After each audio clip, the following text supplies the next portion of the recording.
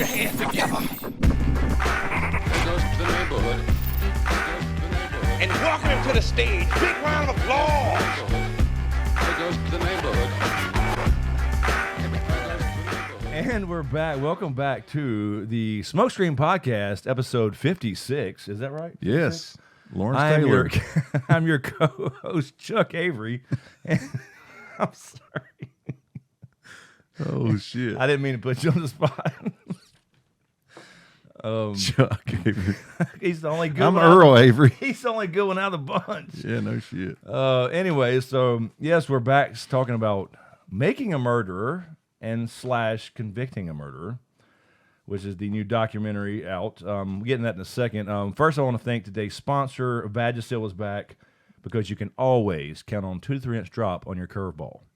Anyway, thank you, Vagisil, for sponsoring today's podcast. Thank you so much. Sorry. One day we'll actually have sponsors. One day. We'll feel weird about it. In fact, ran off and joined the circus. We may already have some sponsors. Yes, exactly.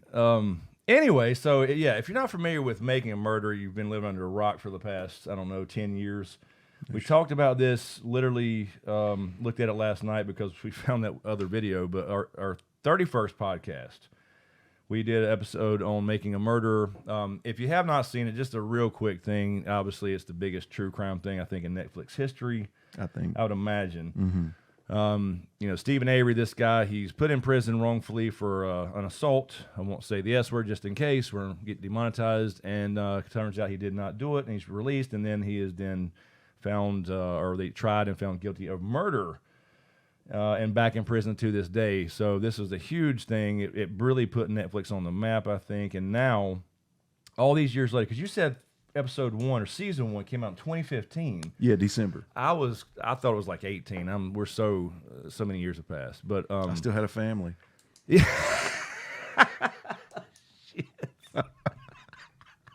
Fuck you, Steven. That's what I love about these. We always have these awesome little breaks.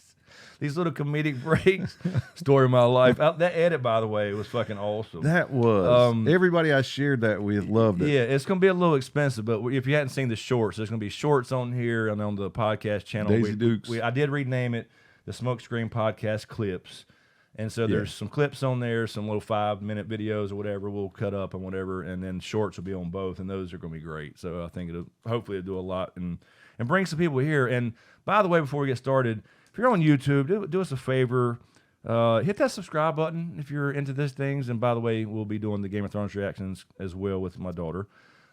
It made me watch House of the Dragon too, by the way. Yeah, that short made me think. I wish that we had a stockpile of all the old time. We've had some great laughs. We can take them. We can absolutely do it now. Any of our old podcasts, we can absolutely cut them all of our old live streams banked somewhere? All still up. Really? Yep. When YouTube now separates podcasts and it includes live streams in its own podcast playlist, and then your podcasts are also separated, so everything's separate, and you can see everything separately now. Oh, that's cool. So yeah, they're considered podcasts, the live streams. Yeah. So technically, there's 2 official podcasts on this channel if you include the live. We almost fell off our stools sometimes. Oh man, we could cut all that stuff up. I mean, not some of it won't be relevant, obviously, but yeah. Anyway, my face will go swole skinny. I'm like, a little eating disorder or something. I don't know what the fuck's wrong with me. Oh my god. Anyway, so what's been going down with this is it's been going on for years. He's still in prison. Brendan Dassey's still in prison. But Kathleen Zellner is still filing appeals. The latest one was just denied a couple weeks ago, and she is now free to. She just filed a new appeal in the higher court again, so that's still ongoing. And she's trying to get new evidentiary hearings and all that because she has a suspect in mind. Obviously, if you know Bobby Dassey is the suspect she has in mind. And anyway, so in the last, I didn't know this at first, but so in the last 5 or 6 years, they started making this kind of a antithesis to making a murder, which is convicting a murder. And the idea is that Netflix basically created this narrative, this media narrative about how he was such a wonderful guy, and he was wrongfully imprisoned twice and all that kind of stuff. And a lot of people bought it, including us to some degree. We did say in our original podcast, we never said he's not guilty. We said if he did it, it was just not the way the state presented it. So anyway, this thing is now 10 episodes. There's only been 5 released, so we're doing like a mid-season thing here. And the Daily Wire bought rights to it for whatever reason. The producer and director never got it put out there for some reason. So the Daily Wire bought the rights to it. Now Candace Owens is hosting it, so they did some new filming, and she inserted herself as the host or whatever. But it's really well put together. I will say that up front. It is. And it's making us scratch our heads on a few things for sure. So, there's going to be some good discussions, I'm sure, in the comments, but keep it civil. We're going to play a little devil's advocate on both sides, I'm sure, but try to be completely fair about it like we always have. Yeah. And keep an open mind. So check out that. The first episode is on YouTube and Twitter, or the first 2 maybe, for free. And then I think once you get to 3 or 4, you have to go to the subscription of Daily Wire Plus, their app. Okay. So if people want to watch that to keep up with what we're talking about and this new stuff, so at least go there, watch it, see, see what you think. It's like he said, it's really well put together. It really is. And as when we teased this last week in last week's podcast, mentioned, I never thought I would budge. And now, we've seen a couple episodes now that have really left us a little puzzled. Yeah, there's definitely some things. There's definitely some things. Makers of Making a Murderer edited the way they did. Yeah, I mean clearly. And we all kind of know that. When you watch a documentary, somebody's producing it and directing it, somebody's creating it, and they have a story to tell. But this is true crime. There is we got to keep in mind there is a real woman that was killed, and she has a family, Teresa Hallback, and all that stuff. So you try to be sensitive about it, but the case is just so insane. There's so many little aspects to it that it's just become a national sensation. A lot of in this documentary, there's a lot of people that are just case enthusiasts, and I'm doing air quotes for anybody that just listen to audio. Case enthusiasts, people like us who just watched Making a Murderer and then started studying the case because they couldn't believe that that he's still in prison and Brendan Dassey's still in prison or whatever, because it did lay out the idea, which is hence the title, that they made a murderer. Right. And I think that's exactly what they did for sure. Doesn't change the physics. We'll get into all that stuff as well, but it does change some aspects of it, some big aspects, even motive. One thing we do have to remember is if you could go back in time to, say, 2000, all right, it's like, 3 years before he got out of prison the first time. All the prosecutors and, cops and everybody from that crime would have been standing firm. We got the right guy. Yeah. He did it, and this is how he did it, blah, blah, blah, blah. Well, guess what, guys? He didn't do that crime. No. He just didn't. Yeah. And they would have sounded exactly like these people right now. Yes. So, I mean, don't say it can't happen. Right. Yeah, and again, we'll get to our final thoughts, and then of course I'm sure we'll do a second one at least. It depends on what we see in the next 5 episodes. Obviously, we'll follow up at the end of it because this went into October. They're releasing one a week after the first 3, I think. But it changes. It does change a lot about some character issues we kind of knew, but we expected that the first 3 episodes, I would say, more of a character assassination or maybe a revelation, if you will. I wouldn't even say assassination, but it depends on which side you're on, because there's going to be people that are just, there's no way he did it. He's innocent. It was corruption, and and let him out. And there's other people who think he's just guilty, and they knew from the get-go, they saw something was fishy about the show, and they were cutting out stuff, and there had to be more to the story, which I think is why you have all these quote-unquote, case experts that are actually being interviewed too. Yeah. But we do see the cops. Who doesn't want to piggyback a show that popular? Oh, yeah, absolutely. And make their own coin. A lot of podcasts out there, a lot of, just YouTubers and media, all that stuff, independent media that followed up and became involved in this for sure. It's just fascinating. It's really weird to me that true crime is, but it's fascinating. It really is. I think more of the psychology behind it, like we always talk about everything. But and honestly, just to jump on what you were talking about, there's a woman who's dead, and that is pitiful. it leaves a gaping hole in families, and friendships and everything. So,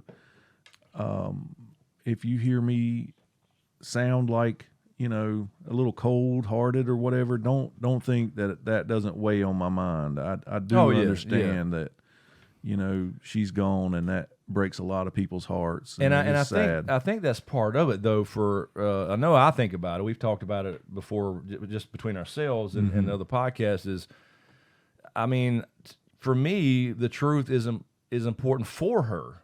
The absolute truth, not this whatever narrative that you may follow or whatever. So I think that's important. So you kind of got to separate that kind of stuff when you dive into these discussions. I know it's a sensitive topic on that particular issue, but I can feel bad about her. Yes, and think her brother seems like a douche. Two things can be true at once. That's right. There's nuance to everything, which is a problem in the world today. We won't get into, but yes, there can be two things at once where, you feel horrible for her and her family, but it didn't happen this way or whatever it may be. So anyway, I got just a couple little notes here on each episode, but the first three really were, I think I just had, it was more of the characters, assassination or, again, revelation. So you had the issue with the cat, the animal cruelty. That was something that, they did mention that making a murder, but it was more glossed over, and they let him explain it. Yeah. As opposed to like reading all the actual statements and stuff. But again, those are statements, but here's the bottom line about that. If you burn a cat up in any way, shape, or form, you're a piece of shit. That's the way I thought about it the first time. Exactly. Same here. That's why we said that. Yeah, it's like... but they went into more detail. Doesn't need an exclamation point. No, it doesn't. It did go into more detail. It went into more detail about, he threw it over, and then it was, he put it in there, and other friends had written down statements, and he poured gas and oil on it again, and it was suffering and all this stuff. So that was more detailed. You had the issue with running his cousin off the road. She was now you saw her full testimony in her deposition.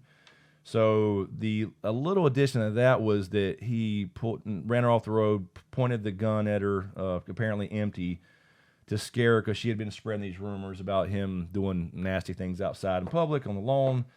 And he ordered her in his car. So that was a little addition. And then apparently what they exposed in convicting a murder is that she had never actually said the things he thought that she said anyway. She didn't even report that. She was not the one who called the police. Yeah. If in fact it happened exactly the way she says in here. Yeah. Thank God she had her kid with her. Yes.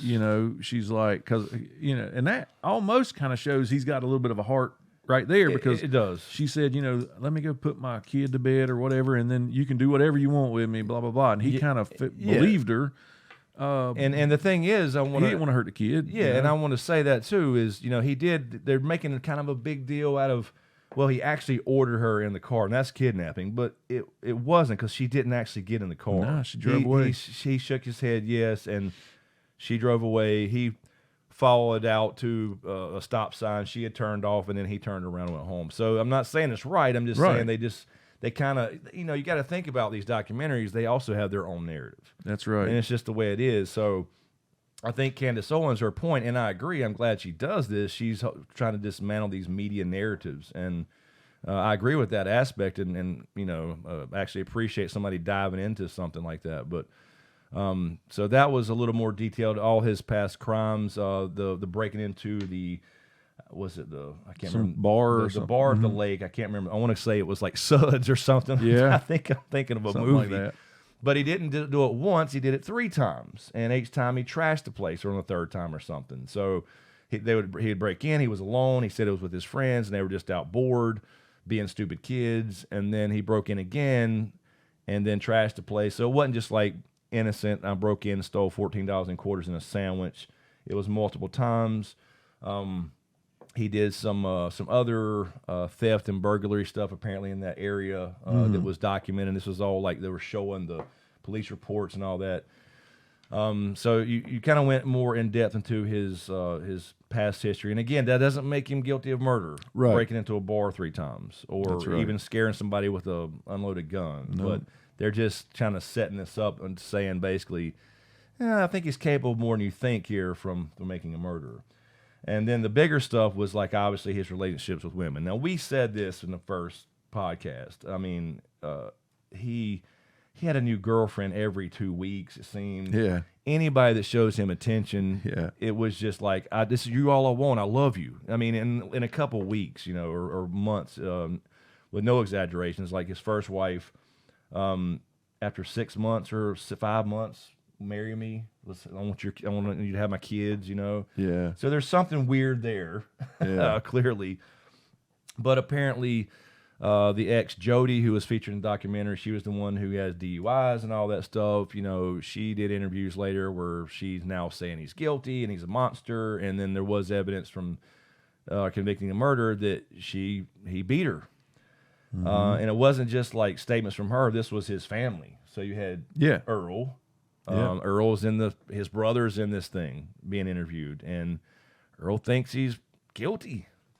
In a nutshell with him, and we'll go over more stuff, I'm sure. But so you also find out something weird there too, as far as when Stephen was locked up, it basically told Earl to take care of his wife sexually. Yeah. And Earl did it. Very weird. And then when he gets out, he feels like Earl kind of needs to repay him and let him sleep with his wife. Yeah. And say, we share here, Yeah, we share wives here. I think that was the time she went even to when jail he was and met in him. there. Yeah, she met him and said that. Yeah, tried to sit close to her, and Earl has a past too, but he did admit that, and he got some help, and he was drinking, and so he's not. Nobody in this family's clean. No. I mean, they all have some kind of record, I'm sure, but Earl specifically does. So, and he had, I think it was a sexual thing with a minor in his past too. So, people were kind of trying to discredit him. But again, two things can be true. He can have a horrible past and himself and still have these valid opinions. I believe, again, not 100% sure, just read a couple things. I believe that possibly that minor was related to him too. Yeah, like, I believe you're right. Closely. So. Yeah, there seems to be a running thing in this family. It's the wonderful whites of West Virginia. Oh, shit. So yeah, you've got the essentially they established with Lori, which is his first wife. She wrote these horrible letters while he was in prison the first time, saying, "I'm going to kill myself and I'm going to kill these kids." And he responded to her, obviously, and I can kind of understand that if you're in jail and you can only write letters, you can't just call every day. Yeah. He's threatening her with that, violence and letters, but the weird thing is he put them in the cards to his kids. Yeah. Now he says, well, they couldn't read at the time. Yeah. She was going to read them anyway, so that's why I did it. But still, Yeah. come on. Don't put he put shit like, when I get out of here, I'm going to take your kids away and kill mommy. I mean, come on, man. That's why I was laughing when you brought up the letters. Yeah. Not the content, but the way he wrote it. The way yes. And I don't know, it's just so crazy. So I can understand the response, but not in that way. But I think the biggest thing was the relationship with these other women. So when he got out, if you remember the scenes from Making a Murderer, because he had film crews, and it was a big deal up there, obviously. Mm-hmm. This man's been in jail 18 years, and actually 6 of those were for the thing where he ran the girl off the road. But he's holding that girl's hand, and that was Marie. And Marie is a cousin, and turns out they hung out together quite a bit after he got out of jail. And this is when he had started dating the girl. I forgot. I'm just sorry. The girl I just said it a minute ago that was drinking. So they were dating. They were living together. Jody. I'm sorry. Thank you. And while he started dating Jody, or right before that, it kind of crossed over the time there, he was this young girl who was a minor at the time. I think she was 17, I guess, was hanging out with him a lot, going up north to their property and going fishing, and apparently do a lot of ice fishing up there. They mentioned Bobby going with him some. So she was hanging out a lot, and then later on, turns out that he's bragged to Jody that he had sex with her, or said that to some degree, and then she obviously told him he was sick, and then he beat her and choked her out and all this stuff. Did you mention that the young girl was his niece? I think I said cousin. Oh, Was okay. it maybe it's something. Yeah, I think it was Yeah. Earl's daughter, right? Yeah, I believe you're right. Because because he would it was on the phone with Earl there in some of those phone calls saying your daughter's saying I art her. I can't say the R Right, word. right. And he's like, no, she don't want to press charges. It was so Yeah, weird how so they had these weird. conversations. That's why I said Chuck earlier, because he's the only one that you hear on the phone that stands up to him. Everybody's scared of this dude. Yep, you can tell. They are terrified of him. So there's no doubt about that. I mean, he's obviously, Chuck's the oldest, and Earl is the youngest, I think, and then Steven's second, and then there's Barb and whoever. So, but yeah, it's really odd. He seemed to be very, at least back then, scared of him. Most people seem to be, except for Chuck, but we don't really know. We only hear that one conversation. But Chuck confirms that in his conversations about beating on Jody and you had your hands around her throat. He says that in Right. the phone call. So there's no doubt he has this history of abuse with women and these weird sexual things with Sharon and family members and, obviously minors. So, it starts to establish that, yeah, he's capable of this type of thing. Yeah. You heard before, I think, in Making a Murderer, he would tell his cellmate, when I get out of here, I'm going to create this sex dungeon. And I mean, who knows what that is, but I'm just saying it lends towards that kind of a character. And Earl said, he was almost like a rock star. Yeah, in her that eyes. area. Everybody Yeah. knew he had all this money Right. coming and had all this fame already for being wrongly convicted and all over the news and everything. They were going to name a bill after him. They did, yeah. They had to rename that bill, I think. I mean, so to a young girl, that's it's enticing. And now you take Stephen, who'd been locked up for so long, and he was young when he went in. I think you kind of get spinted animation in there a little bit, maturity wise. I don't know. I'm just guessing. Right. He didn't have far to grow anyway. But this little young girl's 17. Yeah. And I'm telling you right now, I know people like Stephen Avery. Yep. They say stuff like old enough to bleed, old enough to breathe. Oh my God. I've heard that shit my whole life. Yep. Just happened to be where I was raised, people I was raised around. So I know that was exciting and enticing to him as well. Yeah. So that's like crazy that they let them hang out. I agree. They should have this kept 'em family. apart. The family dynamics here are very, Yeah. very odd. I mean, you can hear it on the phone calls when he's talking to Barb or when he's talking to his brothers. It's just very odd. And it's a big family, lots of kids and lots of baby daddies and stepdads in the picture or not in the picture anymore. And his ex-wife, his first wife Lori, married Bobby's dad, his biological dad that Barb used Bobby to be and married to or with Brendan's or whatever. dad. So it's very weird. They keep it close to the family, in other words, in some cases. Yes. So basically, to summarize the first three, it's really about his character and establishing that he's not this innocent, good guy who was just wrongfully accused and pointed out by the cops because he, that basically they're saying, what they knew about Stephen Avery because they always had run-ins with Stephen Avery to some degree. And I'll just say this and get it out early. I feel like Candace Owens is one of the people that who's his lawyer? Kathleen Zellner Yep. talks about, like, who just don't understand those type of people. Yes. How we mentioned it before about, I agree. gun shells and, bullet Yeah. casings on the property. And these people are dirty and uneducated. And I can tell that Candace those kind of people give her the heebie-jeebies. She might look down her nose at them. She would say different if she heard me say that. Sure. No doubt. But I can tell just as much as she thinks she can tell Right. things about Stephen. No, I would agree. I mean, people, and I don't know her background. I know a little bit about her background, but regardless, people in general that's not in, rural areas don't understand that culture. We said that before. Yeah. It's not uncommon to go anywhere in this area that we're sitting in right now, and you'll find shotgun shells and bullet casings and, people have their own targets and their own ranges. It's just people sit out on their back porches and hunt deer. I mean, you can do that out in these rural counties in the South. I mean, it's just not the culture you expect because, like we said, a jury in, I don't know, up north or in a bigger city or whatever it may be, they hear, well, we found, bullet casings all over the garage. You're like, well, I don't have bullet casings in my garage. You said that before. But down here, it's like, and yeah, yeah, we're used to seeing like people with dirty hands who lay under cars and work on them. Yeah. They just lay on the ground. Real, like you said, dark blue collar. Yeah, I forgot about that. Yeah, exactly. Dark blue collar type of people, and they hunt their own food, and that's just the way some of it is. So that kind of stuff is not surprising, but. Anyway, so that basically is the summary of the first three. They really get into details about, he's capable of this type of thing. Whereas before, it's like, he did a couple bad things. And again, that doesn't make him guilty of murder.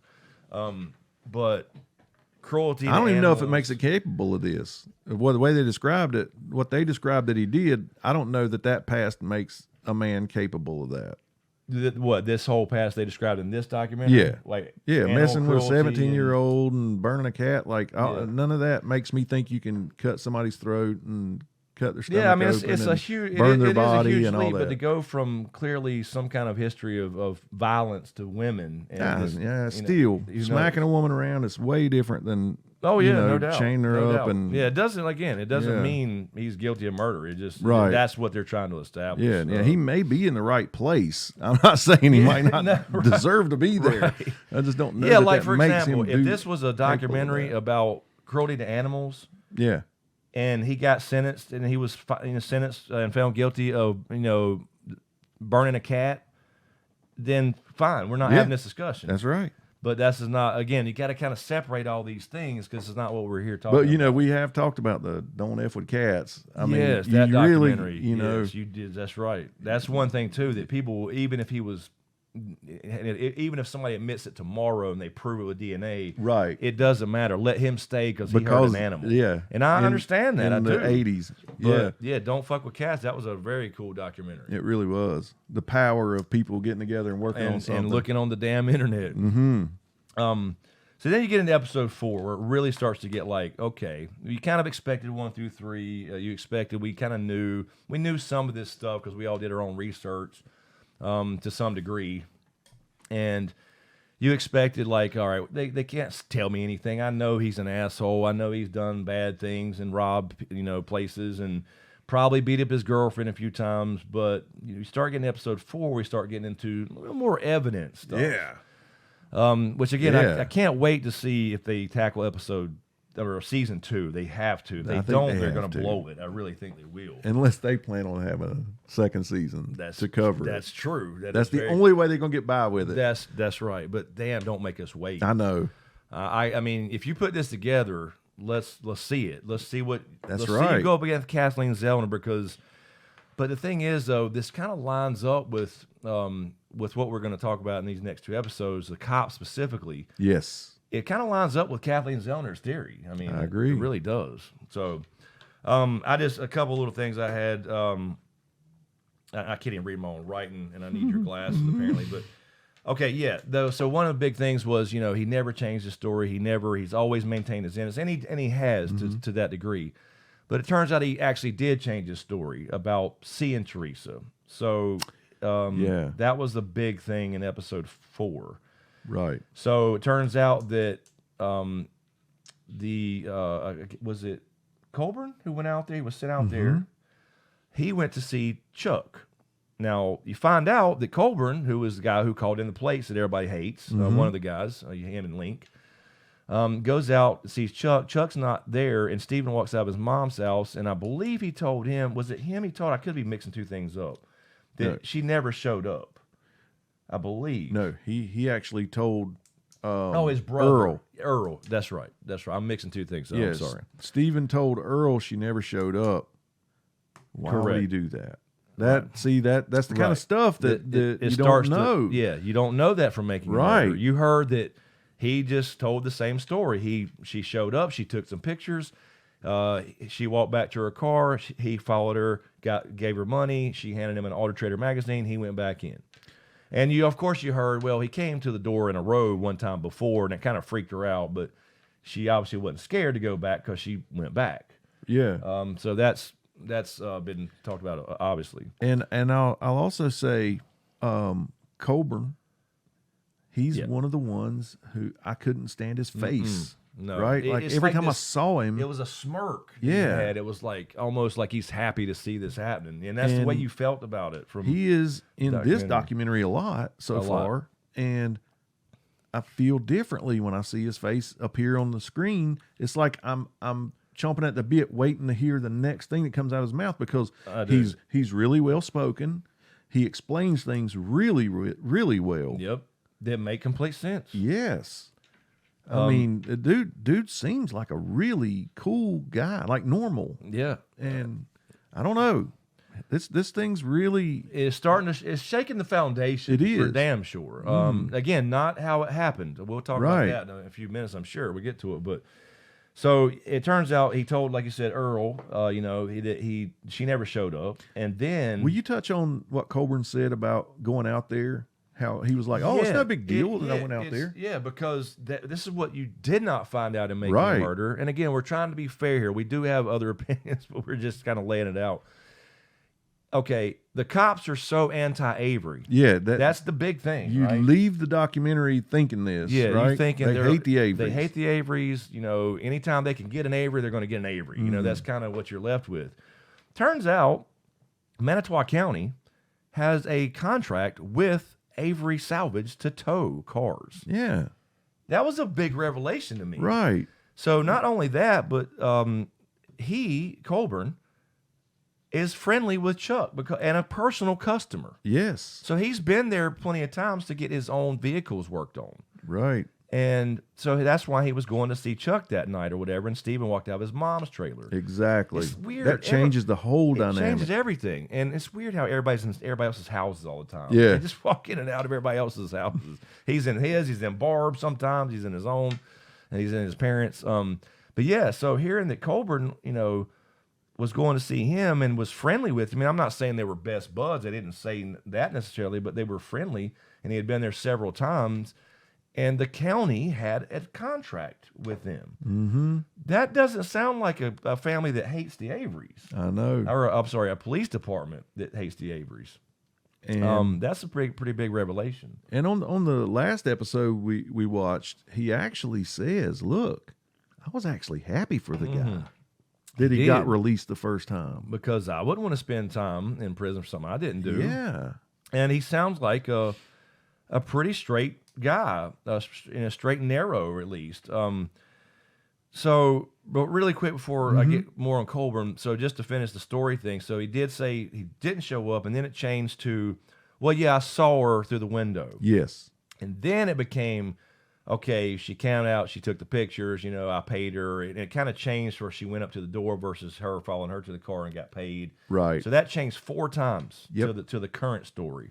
3 times, I guess, to the current story. Now, if you watch this documentary, you'll see it's when we say it's well put together, it is. They have people playing devil's advocate on there. They do. And this one lady says, look, the guy has been done wrong by police before. Right. I could see him in the heat of the moment feeling like he needed to lie. There's a missing girl. They're asking me questions. I might need to lie. I don't want to get hemmed up in something again. Yeah. But why did he lie to his brother when there were no cops around? That's the part that gets me. And that came straight from his brother's mouth. That came straight from his mouth. So yeah. Told me she never showed up. Right. So that's different from, your story changes slightly when the cops are coming out interviewing people, but when you're telling your brother, like you said, nobody's there. Nah, she never showed up. I mean, come on, man. So it starts to put a crack in that whole, he's always maintained he has, but, as far as he's always stuck to his guns, because we saw the other woman, I cannot remember her name, but she was throughout the whole first documentary, both episode or series. The lady he ran off the road? No, it was another woman that I can't remember. I can't even why she's in it, but she's like, he's always admitted when he's wrong. And then it turns out that, no, he hasn't really admitted when he's wrong. The running off the road thing happened. Yeah. And when they came to his, obviously she went and called the cops. Mm-hmm. And he did serve 6 years for that. he came to the door, the cop, and Stephen Avery acted like he had been asleep and said he was until they went out and felt his radiator and all that stuff in the cold and realized then he realized he was busted and then admitted to it. So he did admit to it eventually, but after, he got busted. So he has changed the story a little bit to some degree, for sure. So that kind of establishes that. The other thing I think obviously people are going to bring up Star 67. Yeah. On the day of the murder, which was Halloween, he used Star 67 to call her twice, and he had set it up under Barb's name. Yeah, they really hammer on the fact that he set it up under Barb's name, but if it's Barb's car, right? I agree. Yeah, I get it. And I get that part. Like, he's selling it for her, and they had argued about whether to sell it, but ultimately he said, "I'll take care of it." I can understand, giving her name and address if her car is parked. They're not far from each other, but it's at her house. She was never really close to the trailer as far as where she took the photos, because that's why apparently Bobby just randomly saw her out the window. Yeah. So, but it is a question, what does that mean? Why would he block his number? And then he calls back when she pulls in the driveway, not using Star 67, and then immediately hangs up when he sees that she's there. And people think that is, well, I wanted to look like I was still looking for her when she's going to be, because I'm planning on her disappearing. Well, the one dude said he thinks he called back looking for her cell phone. Yeah, or that, yes. Like in all the commotion, he misplaced it and he knew he needed to find it. Yeah, that's very, yeah, it's a good possibility. I mentioned before we mentioned Earl a little bit. He's interviewed throughout this. Yeah. And he straight up said, they kind of left a cliffhanger in episode 4.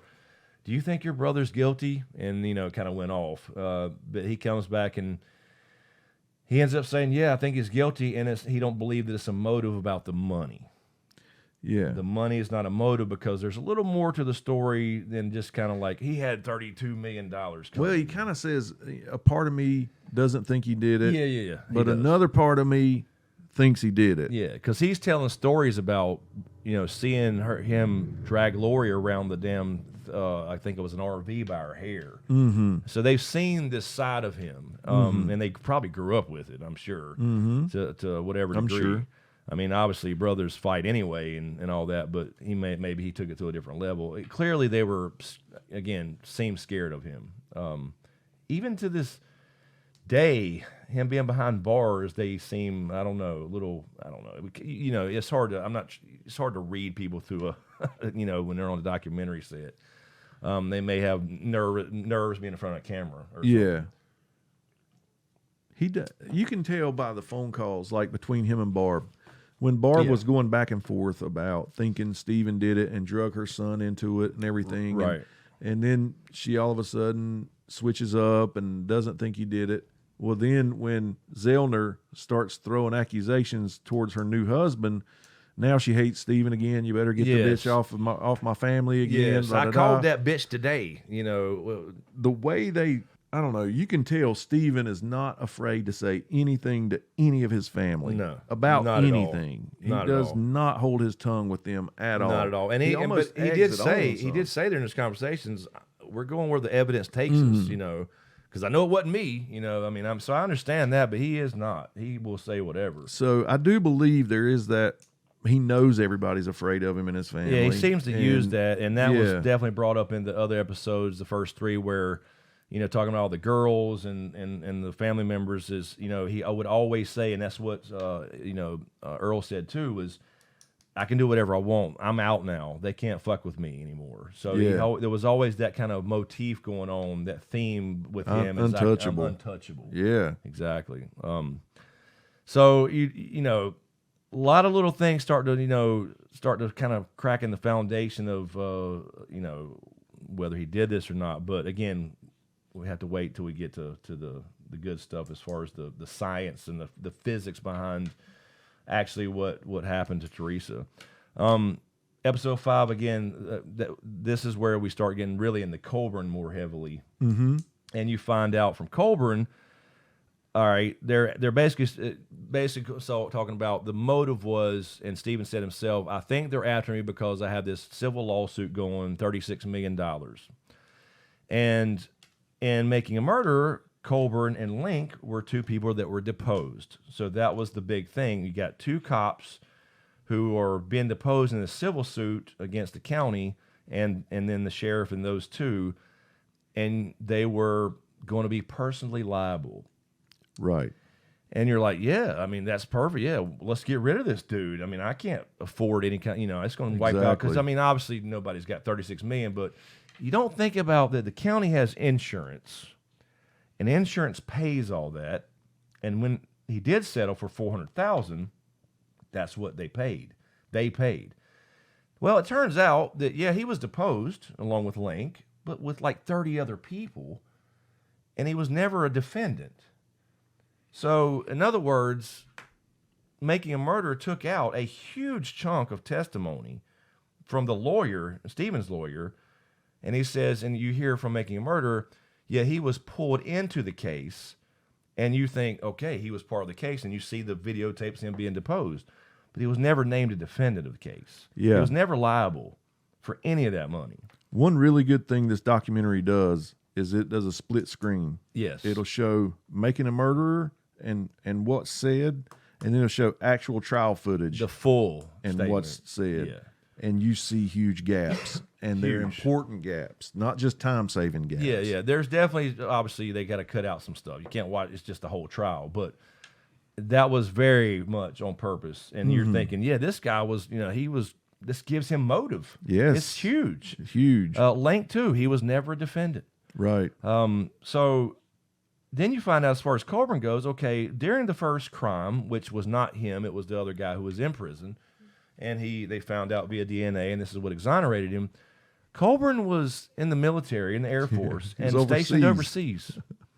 You didn't know that, because this time you get to hear him talk. Right. Then on top of that, when he was hired and took the infamous phone call we'll talk about in just a second, he was not a sworn officer. Yeah, and he also says, and it's not like when you get hired by the sheriff's department, That's right. they tell you, hey, here's the Stephen Avery story. Yeah, exactly. It never happened. Yeah. So it turns out he was just hired as a civilian, not sworn, whatever, as in the jail. In 92. In 92.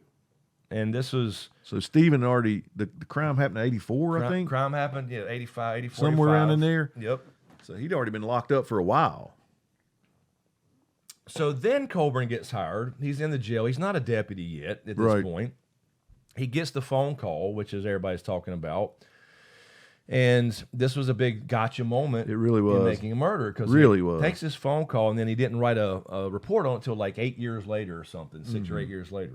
It's even shown in the documentary that it's brought up during the trial. It's brought up during the trial. It's like a big deal. Yeah. Like, to connect him to like this, being liable. Well, it turns out that he did get a phone call. He answered the phone call, Manitowoc County Jail, not prison or whatever. And he said, Officer Colburn, and it was a detective. And the detective said, hey, you have somebody in your jail, I believe. You have somebody locked up. Locked up. Yep. Okay. That may have committed a crime or whatever. I'm not sure how it was worded, but it was not prison. It was something. We have somebody in our jail who's saying they did a crime that you have somebody locked up for over there. Right. And he says, I think you'll want to speak to a detective, and transfers the call to a detective. He said, like I did 20 times a day. 20 to 30 times a day, he said. He was working in a 4-hour window. In a 4-hour window, he said, when you work that control room, as he called it, you take 20 to 30 phone calls, and that's all you do is transfer calls. That's right. So he just went about his day. And he said the person didn't say you have them locked up in your prison or your jail. He assumed it meant jail. And so he would have never thought of Stephen Avery at the time. Right. So exactly. So it just changes everything. It really does. So then, of course, the whole trial brings up that you didn't write a report till like 6 years later. Well, here's that story. So he and Link are together at some point, and they're talking about the newer stuff or whatever. And when he got out, I guess it was, and he said he thought back to that phone call. Yeah. And he said, I wonder if that's what that guy was talking about, was the Avery case. Right. And he said he just made him think of that call. And then he said as he put it, off-putting comment, or I can't remember exactly how he worded it, but he made some comment where he said, yeah, but I bet if you went and told the sheriff at the time that, which was a different sheriff, that he would say, no, we got our guy. Right. Link, who is the other guy that's very suspicious, obviously, in making a murder, the other detective, the older guy, glasses, all that stuff, he takes that the wrong way, apparently. No, he takes it as he did go to the sheriff. As he actually went and said that. And the sheriff told him, we already got our guy. Right. Yeah. And so he went and wrote a report on it and told the sheriff about it. Right. So, in other words, it's like he's like it kind of paints Link as at least a straight by the book guy. It does. Like, so, okay, wait a minute. This happened, and he thought he actually went to the sheriff from Colburn, so let me go write this up, and I'm going to talk to the sheriff. And then he did. Then the sheriff comes back and says, okay, Colburn, you need to go write a report on that. And he did. Yeah. So that's why he wrote it 6 years later or whatever. And it was a statement, basically, about what happened. Yep. So, in actuality, that's the strength. That was the whole really weak connection to Stephen Avery, or there really wasn't one. And as far as Colburn goes, other than the key, which we'll get into obviously at some point. Yeah, the actual find of the evidence. The fact that I think he might have been the first one to go out there. Yeah, and when Teresa went missing. Yeah, but he had nothing to do with that previous case. Nothing. He wasn't even in country. And so then weird. when, like you said, when he was hired, nobody tells you the story of Stephen Avery. Yeah. He's just a jailer. He's not even a sworn deputy at the time. That's it. He has nothing to do with it. And of course, he was not actually liable for anything. If Stephen Avery would have sued, they really made it a point to say, when you do a civil suit like this, they throw this huge number out there. You have to prove in that type of case against the cops that they had malicious intent to go out of their way to frame somebody, and it's extremely hard. They just accidentally locked up the wrong guy. No, it's got to be malicious intent and on purpose. And basically saying, if it would have went to trial, they wouldn't have probably won. It's so hard to do, and he would have never got anything. So he did settle for $400,000, and that's what he used for his legal fees. But the insurance paid that. Nobody was liable for it personally because they weren't actually defendants. And that's a huge, huge thing in as far as the motive for cops wanting to set him up. Mm-hmm. It just takes away, like, okay, you know what I mean? Because that's the big thing, right? You left Making a Murder going, they fucking hid this car on the property. They hid the key. They planted it, and they had this. And the reason they did that is because he had this lawsuit. Right. But I will say this now, that the Averys have been there for a while. Yeah. So we know how, cops come and go, sheriffs get elected, and, new sheriffs come in and stuff. Yep.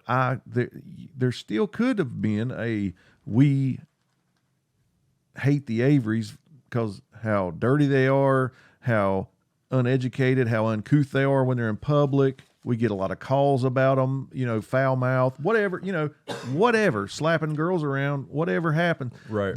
So not saying just because they had a contract with them to do some towing and stuff that they love the Averys. Oh, yeah, I'm just saying, it wasn't like the documentary painted. I really don't believe that was the case. Yeah, I mean, if they just think about it, if they put that in there, although the county had a contract with the Averys, they didn't really like them so much. Right, you're paying them. It's so crazy. And they're getting county money, by the way. Mm-hmm. I mean, that's probably not some small contract for them. No. That's like their livelihood, I bet, or a big piece of it. I do know we would like to touch on the Brendan statement. Yes, that's a lot. Exactly. It is. To me, that's different. Really stood out.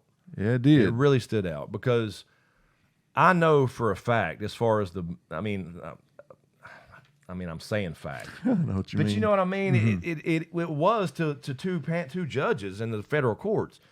The confession was bullshit. Exactly. There's no doubt about it in my mind. Mm-hmm. And I don't think in most people's minds that would reasonably opens their mind and watches that. And two judges, or I guess four total judges agreed in the federal, and they overturned and gave him habeas corpus. But they showed this clip that they did not show in his confession during that same time period, or same, I guess, session. he knew the details of how he had the car. They said, how'd you have the car? Drove it down there and put, he drove it down there, put, limbs on it and a hood. Okay, who put the limbs on it? He did. Who put the hood on it? And he said, both of us. I had one side, he had the other. This very detailed answer. Yeah, that clear. I mean, just instant. No thinking. Like the other stuff was like, cut her hair. Yeah. He didn't know what to say. He knew what to say in this instance. Now, again, we did not see the 5-10 minutes before that. That's what I want to know. So it makes me want to go back and look and see if I can find that piece. And we know that all these kids grew up in this junkyard. Yeah. He could have, handled hoods with somebody at any time. So he knows how, that could come to his mind easily, but it was different. I don't think anything comes to his mind easily. And it was different. And I'm not saying that to be an asshole. I'm sorry. I just realized how that sounded. But you know what I mean. Wrestling. What I mean is like when he's under duress or whatever, he pauses. Yeah. This was just like normal conversation. Yeah. Just flowed off the still tongue. had the same tone. Yeah. I was on one side. Yeah. Sure. But it sounded like he did it. It was like a completely different conversation. He was remembering doing that. Yeah, he did. It really did, and it was a completely different conversation from the confession. Mm-hmm. So again, I will go ahead and say that for me, as far as Brendan goes, at the worst, he's just like unwilling accomplice in something. Mm-hmm. That's all I could. There's no way I think he did anything regarding the way they presented the case. Right. So let me just say that really quick because. We're not necessarily saying, I'm not saying Stephen's guilty either as far as a murder. What we're saying is that things are changing as far as this, what you're seeing here about like some of the things that you're presented in the Making a Murderer, the first, at least especially the first season. And it makes you start to question all these little things. And then if you don't have a motive anymore, well, then you go away from the cops. It's not if they don't have the motive to frame him. And another thing I wanted to touch on that I don't know, they almost harp on in this documentary is Stephen's porn collection. Mm-hmm. And it's disappointing that they throw it up so much like it's a bad thing when honestly it seems to be pictures of his naked ex-wife and Playboy magazines. Yeah, that's what they showed. That's not porn. It's really not. That's not. I mean, and look, man, in the 80s, and what father that you as a kid that didn't have some Playboy collection? Right. And so you can't just use that as his ex-wife. Yeah. Now it could have been gross. I don't know. Yeah, I don't know. He did kind of seem scarred. Yeah, he wasn't happy about collecting it. Yeah, Colburn. Colburn didn't like the idea of going back to look at it again. Right. So it could have been some pretty rough pictures. I don't know. Maybe it was. But I wanted to say that, and then I wanted to say that I heard, knowing we were going to do this podcast, I watched some other videos. Mm-hmm. I was watching Kratz get interviewed, and he brought up a pretty good point. Even though I hate Kratz still. Yeah, maybe this documentary changes that. I don't think so. But he said, they left out a lot of important stuff in the documentary. And they said they did it because of time constraints. Mm-hmm. But he said, they'll show Grandpa eating lettuce. That is true. But they say they don't have time to put that in there. That is true. And they had 10 episodes to do it. That is true. There's a lot of shots of like Dad in the just limping around the garage. Yeah, the land up north. Look, this is my garden. Yeah. That is true. That's a fair point. It really is. We should mention that too. That in this episode too, Kratz gets to talk. You start hearing him talk to one of these case enthusiasts, and they kind of get into a couple conversations. They haven't completed the whole thing. We'll see more because they're going to get in a pretty heated exchange. It looks like. Yeah. But he does say it. It's a fair point the other guy made, in both of them really. If you're trying to hide a car in a junkyard, do you cover it up or not? Right. Because if you cover it up, now it's the one standing out because none of the other cars are covered. They're all just cars in the junkyard. So if you want to hide one in the junkyard, you just park it in the junkyard. So to cover it up and remove the tags is odd. Yeah, I think I could understand it because I imagine you got 40 acres of cars out there. Yeah. Some of them probably have some debris or shrubbery grown up around it or something. Sure.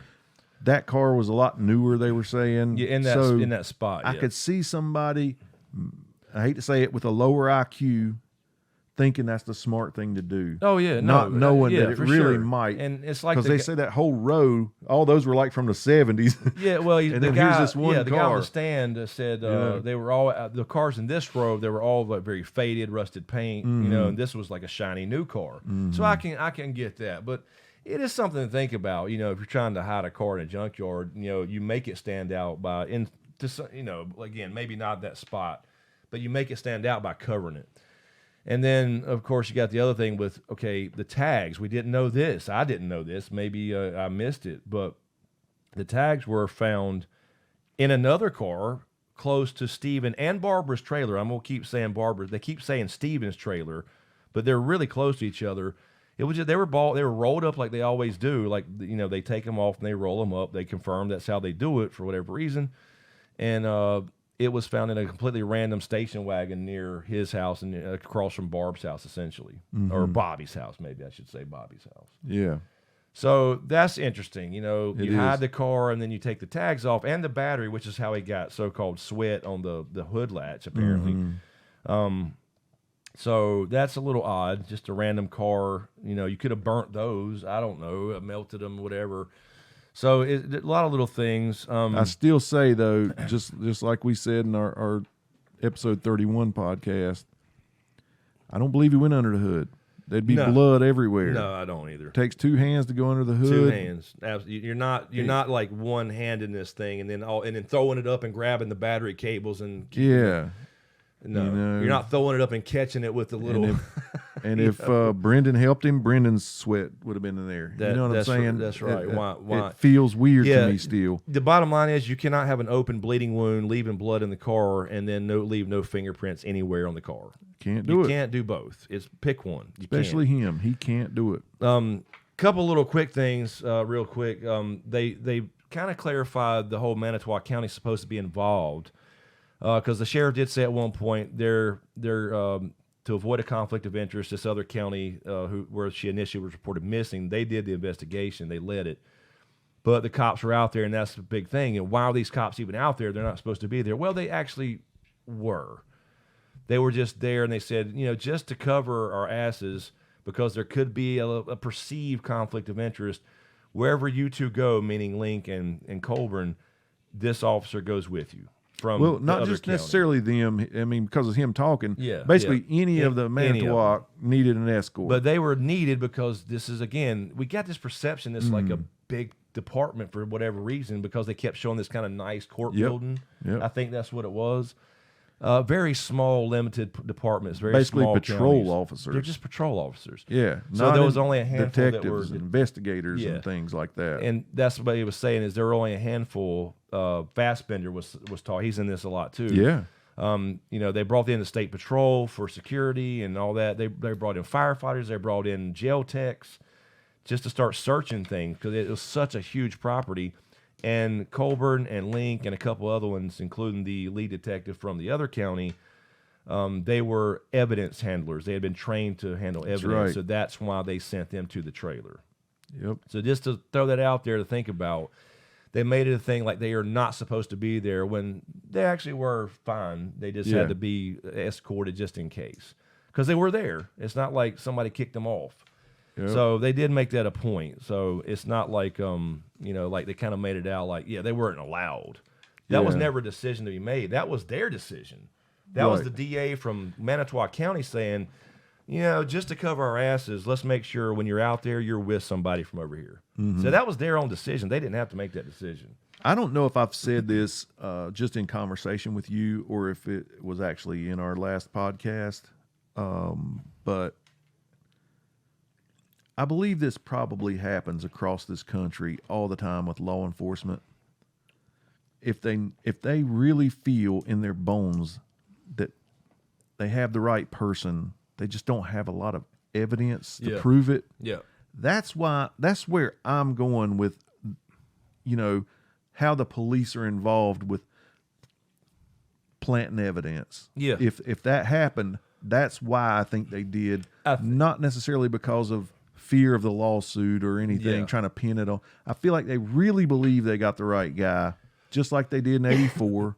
We'll see if they do this time as well, because I'm sure Kathleen Zellner will fight this until she takes her last breath. Yeah. So we'll find out. But I believe, I don't know. I have issues with the key steal, and I'm hoping this thing addresses it. But it's almost like you're saying, and I agree, which I see what you're saying. If you think you got the right guy, you just know it. For whatever reason, maybe something's inadmissible. Yeah. Or whatever. Yeah. You think you're doing the right thing. Right. If you say, you know what, we're going to make sure that he never gets out. Exactly. So it's not right. Yeah. It doesn't make it right. And I don't want to get myself in trouble by accusing anybody. I'm not accusing anybody. I'm just throwing that out there. That's the way my brain works. I would imagine that's probably to some degree. And like, you hear when you're talking about writing in stories and movies, the villain is the hero of the other side of his own story. That's right. Yeah. It's kind of like one of those things. So it's absolutely, understandable, or at least to have that conversation. I mean, sure, it could be going through their minds, somebody's mind. You want me to give you an idea of where my brain thinks, how I think what happened? Yeah. Let me just last couple things, and then we can go that direction. So I basically said that that this episode 5 kind of dismantled this whole idea of the lawsuit. That just really wanted to hammer that home, because that was a pretty big deal about this motive. I still think it's motive. You still think the lawsuit? Hell yes. Okay. Not saying with those two. Yes. Okay. Other people maybe. Yes, because they don't bring up. We don't know. I think the sheriff's crooked. I don't like the sheriff. Right. I agree. Link, we don't know a lot about. That was the other thing. I had a question mark. We're not hearing from him. Yeah. We're hearing about him, but the things we are hearing, he seems to be a pretty straight by the book guy, like I said before, going to write that report just because he misunderstood something, just to cover things. Yeah. But again, is he, we don't know. They're not interviewing him. He's not, at least yet. Maybe he will be in it. Yeah, I felt duped by Making a Murderer. I really thought those guys were on it, like personally attached to that lawsuit. Yeah. And all of a sudden they're finding evidence. These two names keep popping up all over the place. Yes. And I'm like, those dirty bastards. And I already mentioned the Brendan details. You mentioned that. The details of how the car came out so smooth and not anything like the other stuff. So different. And then the Kratz versus the Cates dude, and we'll see more of that, because I think they just showed a couple clips, and I think they'll run that throughout. I'm imagining, because they get in some heated, they kind of teased some heated arguments there about, where they looked and how you're hiding the car and all that stuff. But yeah, go for it. That was basically the kind of the rundown review recap of the first 5, just in a nutshell. There's still more details. Go watch it by all means. But yeah, go ahead. I was just gonna say I don't know. I don't have like a 100% guess. My gut tells me that Zellner is leading us in the right direction. I think it's either Bobby and Scott together. They were each other's alibi. And the star witness. And and I told you, I watched that little thing really quick. She, in an interview 2 years ago, she told this judge/lawyer that was interviewing her that, and I don't know the percent, a very high percentage of wrongful convictions, that the star witness of the defense, prosecution, is the perpetrator. So go ahead. Yeah, I like that. And he is the star witness about the fire and all that stuff, and seeing her. And so that's what I was going to say. I believe what we saw in the Making a Murderer documentary, where I don't know if I read some of the statement Brendan made or this came out of his mouth, but I believe that Stephen asked him if he wanted to hang out that Halloween. They rode around the yard picking up trash to burn on a bomb fire, as he called it. A bomb fire. Yeah. And I can see that being something that happens all the time. Because they're always burning stuff. I mean, they said that. So I believe they had a nice Halloween bonfire. It's Halloween. And I think Bobby was like, okay, we know Stephen is viewed a certain way. Mm-hmm. So trying to throw the trail that'll lead to him. Yep. So, but they were sloppy about it, and so sloppy that I feel like they made it look enough like he did it, and the cops filled in the blanks. Does that make sense? No, it That's does. kind of how I feel. It does, because there's just too much stuff still. Like, for me, this is definitely changing my opinion. Even though, again, we said he's not some nice guy, we got more details on how he's basically a cocksucker. I mean, a piece of shit as far as animal cruelty and beating women and sexual stuff and minors and all that nasty, gross shit. They might have wanted him back in jail. I mean, he might have been a menace to them people after he got out. He really could have. Yeah. But, I mean, his own family. Yeah. Because that's what I'm saying. They're clearly don't like the dude. I think they might have been like, fuck, why did Brendan, confess? We weren't trying to get him in trouble. Yeah, exactly. We wanted Stephen to go away for this. And he got roped into this shit, man. And he got roped in, by the way, because they asked him a question, I believe, in a car somewhere, and he was riding with somebody, and they pulled over, or I don't know if it was a pullover, or they pulled up behind him, maybe. I can't remember. But that's what instigated the stuff. Then he went to the school, and then they, pulled him out of school the next time there was 3 different interrogations. So it started with just a question, what'd you see that day? And then whatever he said made them think, he's involved or something. Yeah, he took his mail to him or something. It was the mail off the bus first. And something. It was just, something changed. I think his story changed. And again, it's a kid who's cops. He's scared. You can't pin it on, you can't say, oh, his story changed a little bit, therefore he's involved. But that's another thing, though. I do believe they needed him to get Stephen. They did, so 100%. There's another thing. I do feel like the system was a little crooked there. But all in all, I think, again, I'm not saying he's guilty still. If he, again, I'll repeat what we said in the first one. If Stephen Avery did this, yes, it did not happen like the state presented. And that's just from a legal aspect, that's a retrial. Yep. Period. For me, that's what I would prefer, because I want to know the truth. I think this, so far, what Candace Owens is doing here with Convicting a Murderer is it's lining up with Kathleen Zellner. Now, I want to see her take on the physics. I do too. Because they said that she was taken into this house, in this little trailer, tied up with ropes on one end and handcuffs on the other, which, by the way, is very odd that him and his sister go shopping for sex toys together. Yeah. Very weird. Anyway, no evidence of that. No blood in the garage, but deer blood. He cleaned it up good enough, but missed the deer blood somehow. Yes. The sweat cannot get on to the key turn thing. It's not on the shift. It's not on the wheel. A couple drops in the back seat, too, on the door jamb. Her blood in the back, but not his. You got an active bleeding wound, but somehow you're not bleeding all over the place, just enough to sprinkle through the car. Really crazy. And then sweat, but then not a single fingerprint. No. Nope. The key... I will say really quick, Colburn said he goes in, he moved the thing around, he goes back into the living room to gather get a bag for whatever they had found, again, because this was his second trip in there. Then Link said, hey, look, a key. And there it was on the floor, like it fell out from the back behind this thing. I don't know how that happens. I don't either. The key itself, no DNA of her. She had been using this for 2 years. They said, Buting, Jerome, Buting, his first lawyer, his lawyer said that this was a backup key because of the marks, the milling marks on it, and clearly it was a backup key. But they did leave out, Kratz did point this out, what we'll find out is that I guess in this documentary, is the key lanyard matched up and linked to the one in the other half in the car. They didn't tell us that.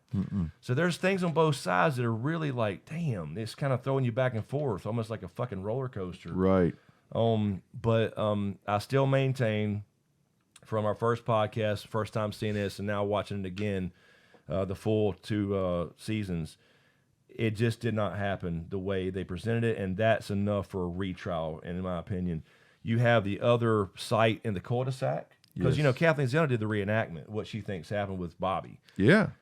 you had the place where the dogs hit way back there, that cul-de-sac, and then you had the burn pit, and then and then his pit, and so you had bones in 3 different locations. In barrels, her belongings burned in barrels. barrels. 4 different barrels behind Barb's trailer. I mean, it was just the weirdest thing. Tags over here, car over here. They just cut out a lot of stuff, and she's trying to recreate all this with science, and she had blood spatter experts and the whole 9. And I believe her. I don't. But any documentary aside, I believe science, and she figured it out. She really did. If you watch episode or season 2 and you go through that stuff with her and her team, and they're trying to recreate this splatter and the mark on the little thing beside the key near the ignition, it can't be done the way they said it was done. Yeah, it just can't. It's graphic. Again, to think did about. Steven do it? Maybe. Yeah, it just didn't happen that way. Yeah, I believe Catherine, like, she wasn't killed in his trailer. She was on her knees down there, and something made high velocity spray on the hatch, the hatch, inside the hatch. Yeah, the tailgate, Sideways, whatever. Yeah, and then her body was thrown in there, and everything matches so well. Yep. I believe she was transported in the back of her hit right truck. there at that cul-de-sac where they think that Bobby followed her. Again, yeah. We'll wait and see what they do. We'll wait and see. But it just starts to match up with her theory and not the state's theory. So either That's way, right.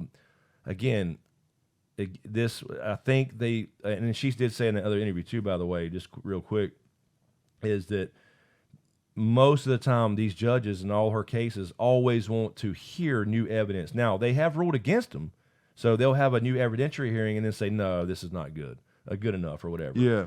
But they at least want to hear it. So her theory is, again, I won't get into all that. It's just an interview from 2 years ago with a lawyer/judge. Her theory is that they keep denying her this one lady, apparently this judge, in Manitowoc County, because they don't want a season 3. They don't want the heat. They don't want the cameras. They don't want the people following people around. Let me throw this Makes in there, sense. man. That's kind of something. I don't know if I just thought of this. I don't know. I know there's so much stuff in this case, man. Honestly, because we didn't mention that this documentary talks about Teresa Hallback. Okay. No, I didn't know if you were. She was grossed out by Stephen Avery at some point. He came to the door in a towel or something. In a towel, yeah. And really grossed her out. And evidently she talked about it with a lot of people, right?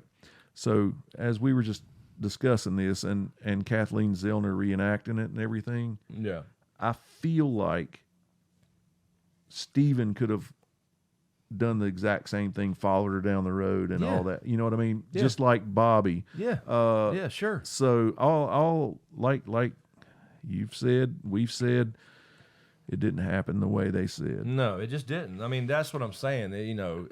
This establishes for me that his character, even though we said he was not a good guy, he's worse than we thought. He was portrayed as this kind of sweet, Santa Claus looking motherfucker getting out of prison for wrongful conviction, which was legit. Yeah. So it starts to build a case that he's capable potentially of that next step or whatever, perhaps. Again, that's maybe you don't think that, but at least that's what they're trying to do. Because if he insulted her or crossed a line with her that day, yeah, and let her leave, and then thought about it, like, damn, man, if she goes back and talks about what just happened, I don't want to get in trouble again. Chases her ass down. They might have gotten a little dispute. But would she pull over? Would she pull over? Like Who she knows? did for the reenactment part. Exactly. Yeah. Would she pull over at all? Would she go that direction? I don't even know where she's going. But the other thing is we'll see if they get there. They have to talk about the physics, like you were talking about the blood splatter. Mm-hmm. They have to talk about her cell phone pinging off another tower that Kathleen Zellner brought up. That happened. That's on the records. That's now, right. Is there some random thing where her cell phone could have still been on the property and maybe reached far enough to ping that tower? I'm not an expert on cellular radio waves, but that did happen. So they have to get to that stuff. And if they don't, I really think it will make this, even though this is really good so far, I think it will make it fall short if they don't. Not saying they have to necessarily present their own, because they're following the states, right? That's what happened. He did this in this way, And they simply said, no, he cleaned it up. Because I went back and watched the Dr. Phil episodes. Yeah. Fassbender said, no, we think he cleaned it up. We found bleach in there. And I told James last night, there's bleach in everybody's house. That's right. How many bottles would you need?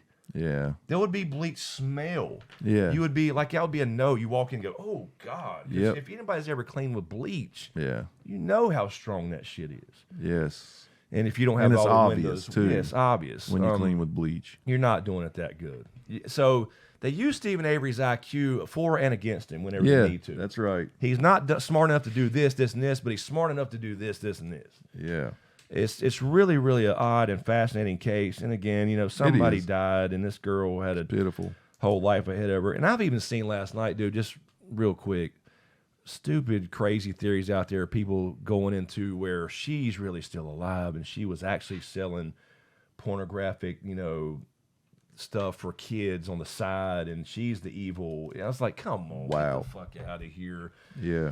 But there's still too many weird unanswered questions. The log, her day planner, I mentioned of making a murderer. It's back at her house where her weird ex-boyfriend is hanging out with her roommate that she had apparently used that day. The owner mentioned that. Again, all the physics, like you said, you cannot lift a body and sling somebody that heavy where this splatter happens the way they said it did. Nope. You can't leave the blood and sweat, but also not fingerprints. It's weird, man. It is. Now, do you know, I was listening to another video, actually had us in it. Yeah, the one I found. That's a good video. And they talking about Bobby went and got roadkill deer and brought it back and cleaned it. And they were saying that that's the deer blood that was in the garage. He hung it in that garage and was cleaning it or whatever. And they think that he knew he needed to cover up the blood. So he ran and got the roadkill because they play a clip of him talking to the cops, and they said, "Where did you get that deer?" And he said it was roadkill. Oh, see, I didn't know that. I don't either. I want to hear more about this. Yeah, maybe somebody on YouTube or leave us a comment if you know anything about that. Yeah, because I mean, there's lots of Brendan Dassey videos out there now with theories of how, you know, obviously this is Bobby. That's what I mean, Bobby. Okay. I keep, you know, there's so many damn people. There are families, Yondas and all this stuff. Similar names and So different weird. dads, and man, it's so crazy. But yeah, no, that makes sense, you know. It was just weird, you know. But see, here's the thing: the new stuff as this year, she's got new filings for evidentiary hearings where we have a witness now who saw. And again, it's just hearsay. Forgot about this. You have a witness who saw Bobby in the car. And I didn't know that. That's brand new. That was filed in January. That is cool. This year. Now, they have to, but they deny everything. Mm-hmm. So you have people who saw the car out there near where Scott's trailer was. That's right. Because that's really weird, right? He leaves after Teresa doesn't, apparently, to go hunting at Scott's place behind his land. Yeah. And Scott leaves his land to go somewhere else. Somewhere else and hunt. And they cross paths. Yeah. And that's their alibis, and they became star They witnesses. crossed paths. Both of them saw each other. And knew they were going hunting. And looked and saw the time and everything to remember it. Yeah. All the stuff So on his wild. computer, dude. All the horrible searches on his Yeah. computer. Not just, like, if it was just porn, Yeah. I'm not saying a word. There's boys are boys. Yep. That's right. Girls are girls, for that matter. But the point being, there was searches specifically about, like, mutilation and, you know, kid stuff that I won't mention I on know. here. It was shocking. It was, like, exactly stuff that, you know, happened. And it was on there, and Barbara's on there. I didn't have the internet. It's like, it's on the computer. It's on the computer. You know, I'm sorry. That sounded like fucking, what's the name from? The plane. Oh, yeah. Tattoo. Tattoo from Fantasy Island. I'm sorry. We're getting on a rant. But anyway, yeah, man, I don't know. It's just one of the craziest true crime things I've ever experienced. I'm sure a lot of people. There's so many videos and podcasts and, you know, YouTube channels dedicated to it, and to this day. And it's just, overall, it's just a big sad situation, but it's just fascinating, and it's weird to, you know, be talking about it when a girl actually died and her family's going through, you know, went through all that, and still. So it's a sad thing overall, but it really is fast. There's just so many moving parts and people, and what ifs and all that. But this is a really good documentary, man. Daily Wire is doing some good stuff. And, That's really good. And I like Candace Owens. I don't agree with everything she says. I like her, and I appreciate that she's doing, kind of this media narrative stuff, because it's really, man, I won't even get into all that, but the narratives in the media are just telling you what to think instead of, like we said, go out and see it for yourself. But I appreciate the fact that she's trying to dismantle one. Now, obviously, she picked up on that in Daily Wire because this is a very popular thing. And, you want to increase your subscriber base. You do. But I have no problem with that. I can tell either. she's really interested in it too. I mean, I think she was just like everybody else and fascinated with it and wanted to find out more. But she smelled something that didn't smell right, and she's basically blaming the two women who the producers of it. Like, they had this story in mind because she was a lawyer too that didn't want to practice law and got into filmmaking, and she's blaming them directly for, like, here's my story, and this is what we're going to do, and that's what we're going to make this guy an innocent man who's just perfect in every way.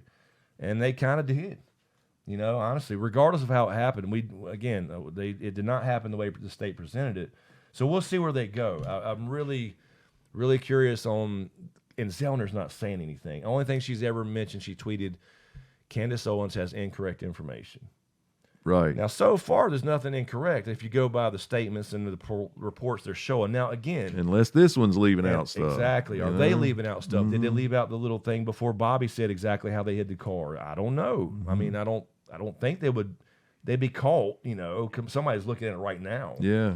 They have to know people are going to rip it apart. And the other thing too, I'll say just real quick: police reports, that doesn't make it official. Yeah. It's on a report. It's still what somebody says happened. That's right. It's just writing on a paper. Writing it down. It's literally scribbling on a paper, and then that doesn't make it like the fact. No. There's always three sides to every story, and I'm really curious. But again, bottom line is, no matter how bad you paint him, it did not happen, even if it was him, the way that they presented it. And that in itself, legally, he deserves anybody. And look, you gotta stick up for everybody, good and bad, for as far as your constitutional rights. It's like free speech. There's no such thing as hate speech. Free speech is free speech. And you got to accept the good with the bad. And that's his constitutional right for a fair trial, and he did not get a fair trial with the Pratt stuff and all that stuff. I feel the same about like Lee Harvey Oswald. Yeah, I'm not saying he didn't do it. I'm saying it didn't happen the way they said. No way. Nope. No way. Was he involved? Probably. Right. Was he by himself? No. No way. Sorry. No way. Not. And they keep pushing it back. He got white, silenced before we got to see if he would get a What's fair the first trial. rule of assassination? Assassinate the assassin. It's crazy. That's clear as day. I studied that so much, and that was supposed to come out. Again, they kept pushing it back. No. The current administration said, "Nah, we're going to wait a few more years and a few more years." So they keep. There's little bits coming out, but they're not letting it all come out. Heavily redacted stuff. Oh yeah, and it's just blacked out papers. Yeah. What's the fucking point? But anyway, anything else? I think we covered that pretty good. I do too. Yeah. I can't wait to see the next episode. We got 5 more to go, and we'll do another one based off. I don't know if we'll wait till it's over, or maybe there'll be some big bombshell thing that pops out in the next episode. We'll see. Yeah, I hate that this has to be behind that weird paywall. Yeah, because people can't enjoy it as easily as they could. But I tell you what, look, because they would like it just as much. I think. I think so too, and you really want to be fair and open yourself up to both sides for sure. And if you have to do the trial, do the trial. Oh yeah, you can do a trial and cancel it, and you only pay $14. Yeah, it's worth it. Share it, whatever. I mean, I'm not saying that on. Never mind. I'm not advocating for that. But do the trial. Sign up for Daily Wire Plus. Download the app. You can watch the first 3 for free, and then that'll be the more of the character. Then they start getting 4, so it really starts getting good. Though. Yes, that's right for sure. Not that they're not good, but it's just more substantive as far as the evidence goes. How about this? If you go on YouTube and watch the first one, you'll see how it's made, and then you'll know. Just know that whether that one told you anything you didn't know or what. 4 and 5 will start opening your eyes. They will start. And I think there's probably a few things in there. We knew kind of the surface of most of those things, but there was more details for sure. But we'll see how it pans out, man, and we'll definitely report back one way or the other, whether when it's over or maybe we have 2 more on this. Who knows? Because it can get crazy. Yes, it could. Because I mean, we'd just be dying to talk about it again. I mean, if they don't, they just got to get to. I want to see Zellner respond too. I really do. But and again, they're kind of making her thing work. If you think about it, they moved away from the cop stuff like she always has. And said they're involved, they knew about it, but it's Bobby, and they kind of just helped or whatever. But it's kind of following her theory. So last night, tell you a funny story. Story time. Last night, Chris sends me a text. He says, "Hey, check out this video." I read the title of it. I saw the thumbnail, read the title of it, and was like, "Oh wow, that sounds cool. I'll check it out in a minute." He said, "Go to 1 minute 29 seconds or whatever." So I was like, okay, this is a little bit more than, hey, here's a video you might like. Yeah, this is. I was just saying, look at this timestamp. Yeah. So I went there. It's us in another video, and it's pretty well put together. But they used us in their little mini documentary. Yeah, it's like a mini documentary, like 25, 30 minutes or something. Yeah. I'm trying to find it. And here. I found another video today made by the same people, using us again. It's really cool. Yeah, from our previous podcast, we were out at throughout, and I just sent him, and it was well put together, and I just sent him a message, hey man, it's a cool video, you mind linking our podcast? And he did. It's in their description, but it's not spelled out, it's just literally the link. So when we first appear in there, I'll shout out the name. That would be really cool. When we first appear, it's just audio only. And it's funny, Chris said had his headphones on. He was at his computer. Yes. All of a sudden, I start talking. Yeah, I'm like, what the fuck? And he just left. Let's see here. But yeah, it's a pretty good little put together video. Obviously, they're on. Is that Temp Tedious as well? Yes. Okay, yeah, because so this one is a month old. It has 21,000 views. Yeah, this was 2 weeks ago. 14,000 views. It's a well put together little kind of mini 20-minute thing, and obviously they're clearly on the side of him being innocent, and they're using clips from our podcast as well as other ones clearly to put it together. But it was just crazy. It was so random because I'm just sitting there like, and I was like, it just popped up. I'm watching all these videos again. It was just suggested. I'm like, clicked it, and while I was doing other shit, I hear James. He's like, they didn't find bones in his fire or something. Like, what the shit? And I thought I had the damn thing open another window. And then I clicked pause, and I was like, oh, shit. And I looked, and it was audio, and then we saw the video parts to it. But anyway, that was funny as shit. It was just so random because it was just complete luck. That is crazy. Anyway, yeah, I mean, bottom line, I haven't changed my mind. Again, it didn't happen the way they said, and that's the bottom line. But definitely changed some opinions on people. Yes. Maybe the cop thing and the whole settlement argument. So different. And then, again, I still hate Kratz because he's still a piece of shit. And later he got busted for stuff too. Right. So, but yeah, I mean, I would read his book. Yeah. I would. I want to be open-minded. I would listen to his interviews and stuff. Just because again, they did clearly cut out some stuff. So it's definitely a narrative. But it doesn't change necessarily anything as far as the end game. Nope. We'll see. But yeah, I think that's it. I think that's it. So check out again. We're not sponsored by anybody but Vagisil, so we're not trying to sell Daily Wire. But yeah, just at least do the the $14 trial for a month. You can binge it all. Well, no, you couldn't do that. Because they don't come out till once a week. Once a week. You'd have to wait till. You'd have to wait. There's 4 episodes left. Yeah, so if you'd have to kind of wait and binge it all, yeah, you could do that. But yeah, I don't know. Probably find it somewhere. That's what I was gonna say. Somebody's gonna drop it somewhere. It's somewhere. But yeah, to keep up with what we're talking about, if you're interested, obviously, if you click this video, you're definitely interested in making a murder. But all right, we'll call that one done. I think we're about like an hour and a half. That's pretty. Awesome. That's pretty good. Yeah, and a lot of information, and we'll see how much. There's going to be a lot more in the next 5. So we'll see. I don't know. Next week we'll see what happens. Can't wait. All right. Well, I guess we'll call it quits. Be sure to subscribe on YouTube if you don't mind. I see that like 50-60% of people are not subscribed to watch these videos. Help us get that plaque back there somewhere. It's just as much as it is mine. It's so cool to have it We back keep there. going backwards every time we upload, so we're trying to go in the right direction again. So let's Yes. not. We're almost below 77K again. So we shit. passed that 4 times. Damn it. So anyway, we'll let it go. We'll let it fade to black.